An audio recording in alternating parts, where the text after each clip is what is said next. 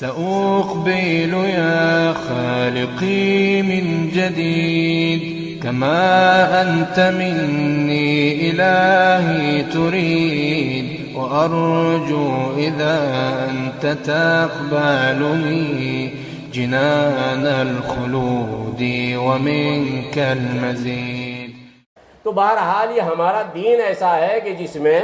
تھوڑا تھوڑا کر کے حاصل کرنا ہوتا ہے، لیکن جیسے میں نے کہا چھوٹا بچہ وہ بالغ ہوتا ہے، تو ایسے ہی ہماری جو مکتب کی تعلیم اتنی پاورفل تعلیم ہوتی ہے کہ مکتب کی فراغت کے بعد، مکتب میں جو علم حاصل کیا، جو تعلیم ہوئی، اس سے فارغ ہونے کے بعد اب کوئی ضرورت محسوس کرتے ہی نہیں ہے کہ علم حاصل کرے،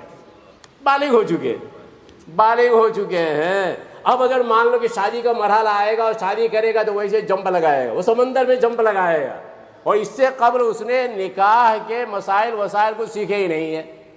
نکاح کے مسائل سے واقفیت نہیں ہے، طلاق کے مسائل سے واقفیت نہیں ہے، وہ نہیں جانتا کہ کون سے الفاظ استعمال کرنے کے نتیجے میں اور کون سے جملے اور سینٹنس بولنے کے نتیجے میں نکاح سے نکل جائے گی، نہیں کچھ نہیں، وہ سمجھتا ہے خالی طلاق، بس یہی ایک گن ہے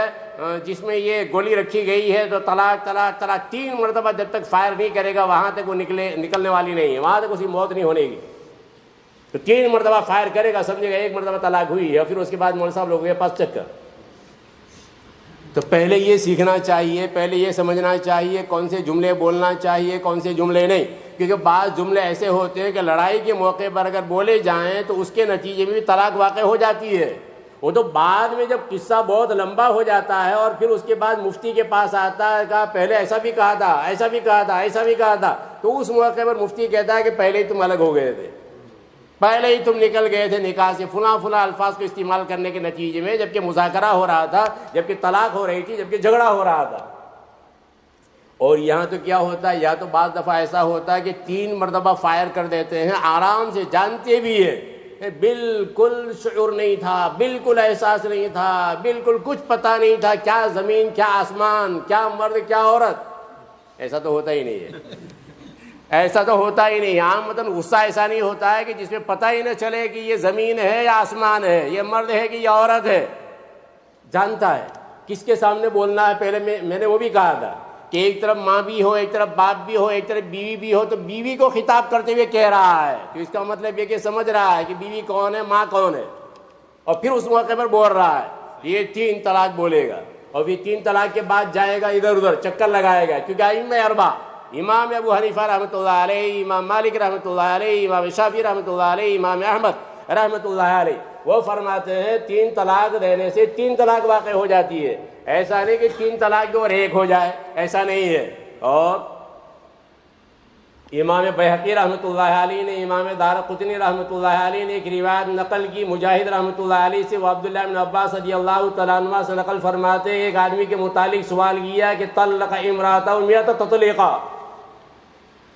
کہ ایک آدمی نے اپنی بیوی کو 100 طلاقیں دی، 100 طلاقیں۔ عبداللہ بن عباس رضی اللہ تعالیٰ عنہ نے فرمایا کہ عصیت ربک، اپنے رب کی نافرمانی کی، وبانت منک امراتک، اور تیری بیوی تجھ سے نکل گئی، الگ ہو گئی، جدا ہو گئی۔ اور یہ جو روایت ہے، اس روایت کے بارے میں شیخ البانی رحمۃ اللہ علیہ الارواء میں فرماتے صحیح ہے۔ شیخ البانی فرماتے ہیں، شیخ البانی حجت ہے، شیخ البانی ایک فریق کے نزدیک حجت ہے، اور شیخ البانی یہ فرما رہے ہیں کہ یہ حدیث صحیح ہے۔ اور یہاں کیا کہا جا رہا، 100 طلاقیں دی ہیں، تو 100 طلاق میں سے 3 طلاق سے وہ نکاح سے نکل گئی ہے، معلوم یہ ہوا کہ 3 طلاق ہو جاتی ہے۔ تو بہرحال ہم لوگ نہیں سمجھتے، اور ہم لوگ اس موقع پر غصے میں آپے سے باہر ہو کے 3 طلاقیں دے دیتے ہیں، اور پھر اس کے بعد کوئی آسرا نظر نہیں آتا۔ آپ جاتے ہیں ہم ان لوگوں کے پاس، اور وہاں جا کر کہتے ہیں کہ ایسا ہوا کہ 1 طلاق ہوئی ہے، 1 طلاق ہوئی ہے، رجوع کر لو، ہو جائے گا، کام ہو جائے گا۔ پھر واہ، آپ علیہ الصلوۃ والتسلیم سے بڑھ کر فیصلہ، آپ علیہ الصلوۃ والتسلیم اگر فیصلہ فرما رہے ہیں، مان لو جس روایت سے دلیل پکڑ رہے ہیں، اس روایت میں کیا کہا جا رہا ہے، اس روایت میں رکانہ سے یہ کہا جا رہا، رکانہ رضی اللہ تعالیٰ عنہ جن سے مقابلہ ہوا تھا کشتی والا، اس میں آپ علیہ الصلوۃ والسلام غالب آئے تھے، کلمہ پڑھ لیا تھا، مسلمان ہوئے تھے، وہی حضرت رکانہ۔ تو یہ حضرت رکانہ کی روایت سے انہوں نے دلیل پکڑی ہے، اور حضرت رکانہ سے آپ نے قسم لی ہے، اور قسم لینے کے بعد ایک طلاق، اور یہاں تو قسم بھی نہیں لی جاتی، ایک طلاق واقع ہو گئی۔ خوب حدیث پر عمل ہے بھائی، خوب حدیث پر عمل ہے۔ بہرحال میں یہ عرض کر رہا تھا کہ یہ جو میدان ہے بالغ ہونے کے بعد کا، جس میں کئی ایک میدان آتے ہیں، نماز کا، روزے کا، زکوٰۃ کا، حج کا، لیکن کچھ مسائل ایسے ہوتے ہیں کہ ہم علماء سے وقتاً فوقتاً پوچھ لیتے ہیں، پوچھ لینا چاہیے۔ باقی یہ جو نکاح والا معاملہ ہے، تو نکاح والے معاملے میں کچھ امور ایسے ہیں کہ پہلے سے ہم بھی تیار ہو جائیں اور ان مسائل کو ہم جان لیں، کون سا جملہ ہم بول سکتے ہیں، کون سا جملہ نہیں بول سکتے، پوری بات نہیں تو کم از کم یہ جملے نہیں بول سکتے، یہ ہمیں پتہ ہونا چاہیے۔ تو یہ علمی میدان میں ہمیں پیش قدمی کرنا چاہیے، اور پھر جیسے میں نے کہا تھا کہ بھئی مکتب میں جو علم ہم نے حاصل کیا ہے اس پر قناعت کر کے نہ بیٹھے رہیں، بلکہ جو علم کے منابع ہیں، جو سرچشمے ہیں، اور جو علم کے سوت ہیں اور سورس ہیں، صحیح طور پر ان کی طرف رجوع کرنا چاہیے، ان سے مسئلے پوچھنا چاہیے، ان سے مسئلے معلوم کرنا چاہیے۔ یہ نہیں سمجھنا چاہیے کہ اگر مسئلے پوچھیں گے تو ڈبل مصیبت آئے گی، کیونکہ پھر عمل نہیں کر پائیں گے، تو اللہ تبارک و تعالیٰ ڈبل گوشمالی کریں گے، ڈبل سزا۔ نہیں، اس میں بھی ڈبل سزا ہے، وہاں ایک سزا ہوگی، یہاں ڈبل سزا ہوگی۔ علم حاصل نہیں کیا، ڈبل سزا، اور اگر علم حاصل کیا، عمل نہیں ہوا تو ایک سزا ہے۔ لہذا یہ جو ہمارا خیال ہے کہ اگر ہم کسی عالم سے پوچھیں گے تو مصیبت میں پڑیں گے، ابھی تو ہم کر لیں، اللہ کو جواب دے دیں گے کہ ہمیں پتہ نہیں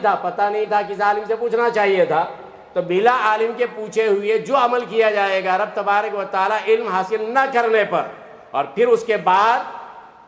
عمل بھی نہیں پایا گیا، کیونکہ علم نہیں تھا، عمل نہیں پایا گیا، غلط عمل ہوا اس پر، تو اس اعتبار سے ڈبل سزا۔ لہذا اس خیال کو ہم نکال دیں، جو خیال ہمارے ذہنوں میں بسا ہوا ہے اور رچا ہوا ہے کہ اگر ہم پوچھیں گے پھر غلط کریں گے تو اللہ پکڑیں گے، نہیں، اس صورت میں بھی پکڑیں گے۔ لہذا پوچھو، پہلے پوچھو۔ رب تبارک و تعالیٰ عمل کی توفیق مرحمت فرمائے، آمین۔ وآخر دعوانا الحمدللہ رب العالمین، وصلی اللہ وسلم علی سیدنا محمد وعلی آلہ وصحبہ اجمعین۔